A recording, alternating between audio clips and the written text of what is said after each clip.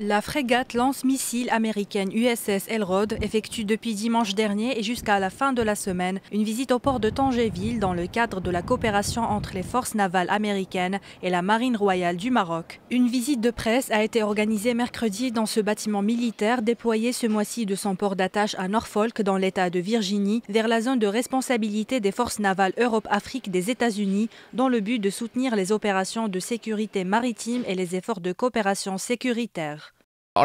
Notre frégate, qui existe depuis 30 ans, est déployée de son port d'attache à Norfolk, dans l'État de Virginie. Cette visite constitue une occasion pour renforcer les relations de coopération avec la Marine royale, notamment en menant des exercices conjoints et en échangeant les expériences entre les deux parties. Je tiens aussi à saluer la qualité de l'accueil réservé à notre équipage à Tanger et nous souhaitons voir ces relations de partenariat se renforcer davantage avec d'autres visites de navires américains.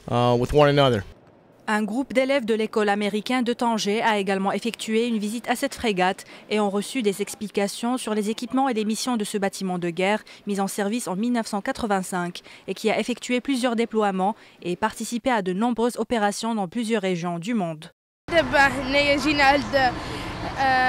Nous visitons la frégate USS Elrod pour rencontrer l'équipage et pour avoir une idée globale sur leurs différentes tâches militaires. شفنا الباخرة ديال أمريكان.